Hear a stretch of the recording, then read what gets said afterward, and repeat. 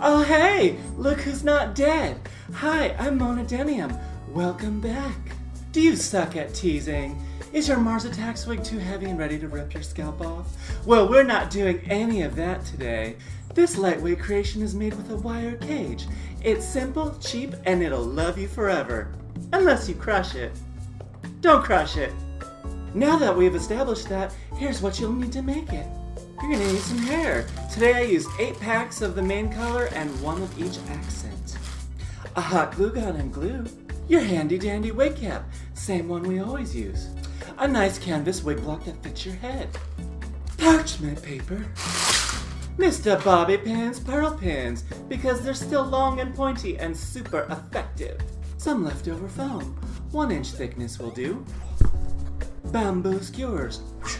Some cheap aluminum jewelry wire. This is 12 gauge. If you're feeling spendy, get the silver plated, it'll be a lot stronger. A wig comb and a blow dryer. Got to be glued hairspray. Are you triggered yet when you smell it? I am.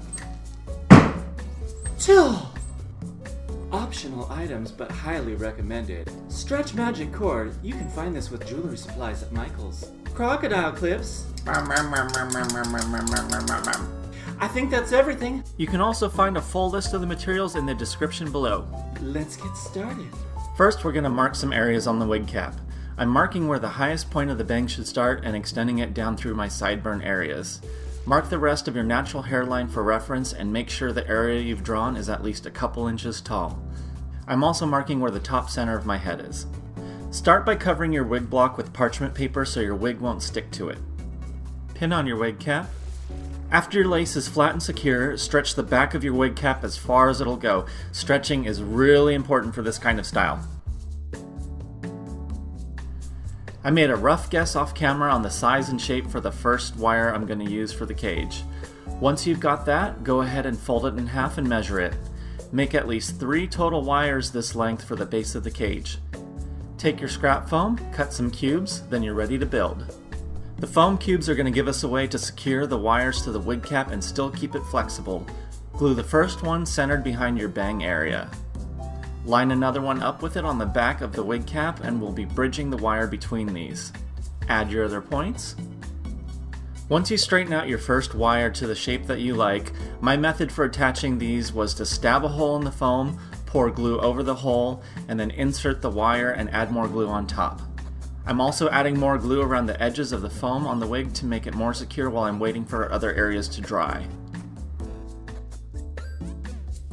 Take your time shaping these wires in this step and rotate your head around looking at it from many angles. Once you think you've got the right shape overall, tie the center of the wires together with the stretch cord and make a square knot to make it extra secure.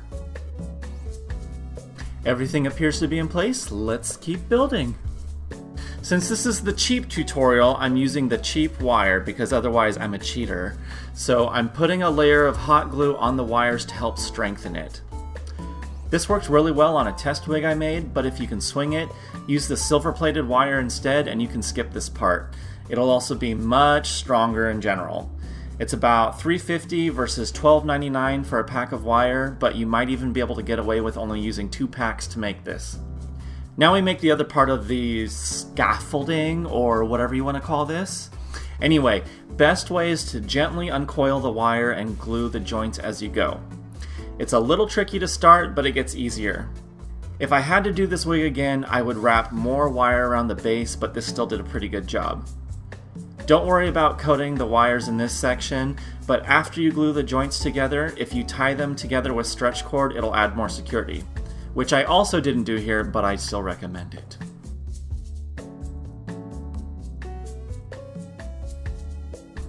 Coil your way to the top and end in a place where you'd want to put the top rip sorts on your wig when it's done.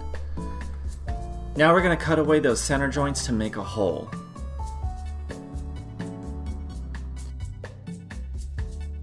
Be sure to wrap the wire ends around the hole so it doesn't come apart.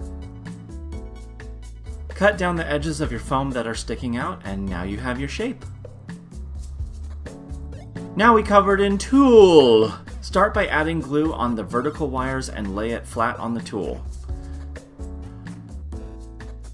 As you move to each wire, just tuck and glue the excess tulle as needed. We won't be seeing this part at all. I'm using tulle because it's the lightest fabric I could think to use for this. If your design calls for it, you can actually glue your hair sections directly to the tulle as well and it'll hold. I left the top area loose and tucked and glued everything up top into the hole. Now we prep our hair. Today I'm actually using the good hair because I really wanted these specific colors. This is High Heat Kanekalon by ikickshins. The high heat hair doesn't have the same kinky volume as the hair I've used in past tutorials, but it works out just fine if you divide it up the same way. So cut the braid in half, then divide each section into 4 strands. I cut the length of those in half to make 8 because today we're starting with the bang area. My brain kind of fizzled when I was recording this, but if you need a closer demo, check out Wig Tutorials 2 or 3 and it's the same application method and you'll be able to see it in a lot more detail. Make a nice even cut into a clump of hair, pump glue into it, and mix it around with the glue gun tip, making sure to get any loose ends. Fan out the clump nice and thin and apply it on the natural hairline you drew. Use the bamboo skewer to press it in and roll away to release. I did 3 layers of hair all the way up to the top area we marked off.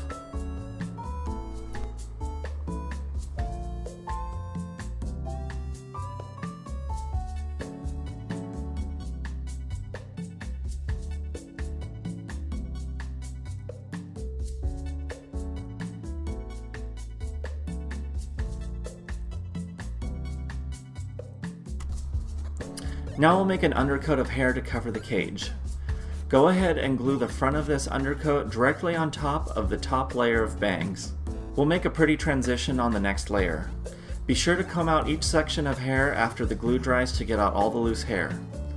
Drape your hair over the cage and tuck the excess into the hole.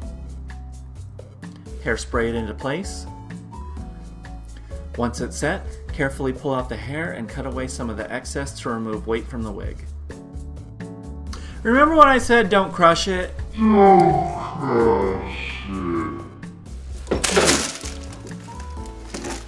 Yeah, that happened.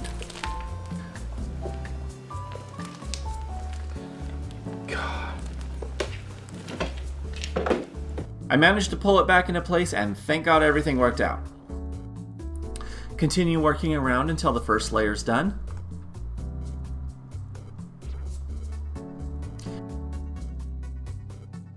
Now we start the visible layer. This part can be a little tricky to keep the hair layer separated, so just be patient. Glue strands just above the crevice where your other layers met. When the glue is dry, we'll sculpt the hairline of the bangs by putting a thin layer of glue under the new hair and use bamboo skewers to press a flat line. Doing this in between 2 sections of hair will help bridge it together and make it less uneven. If you have lumps that you're unhappy with, you can blast it with the hairdryer and it'll soften the glue so you can pull it back, flatten it, or remove it completely.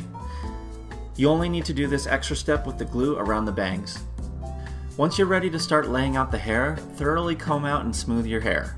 I'm going to skip ahead to a part where I showed this better, but then we'll go back. Take your comb and pull the hair up and kind of shake your section to get the hair to fan out and lay on the wig. While it's dry and smooth like this, it's a good way to get the hair to spread evenly and cover all the holes. Once you have it where you want it, hairspray it real good and blow dry it into place on low. You should be good to remove the comb now, and you can tuck away the excess hair into the hole on top.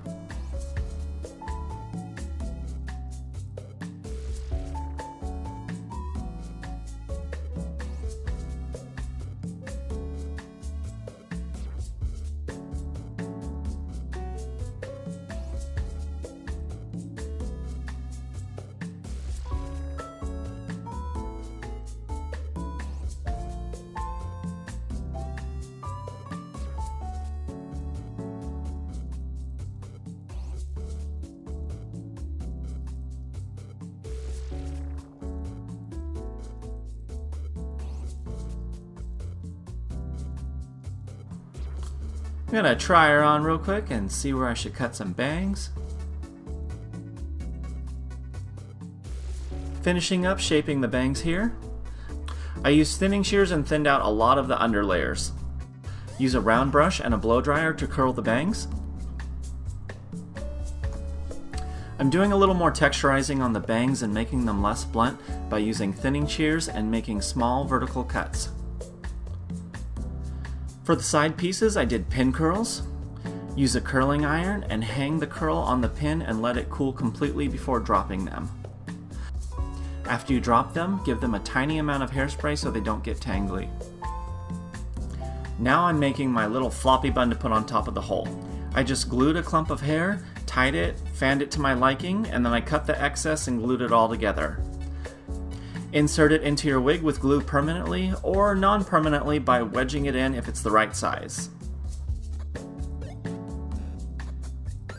And she's done! I hope you enjoyed this tutorial. Be sure to like and subscribe because inconsistency is the spice of life, and God knows I'm inconsistent. See you next time. Bye! Check out my other series and performances by clicking on the end screens or in the description below. Follow me on Instagram for more dragon crafts at Miss Mona Denium. Be sure to like and subscribe. See you next time.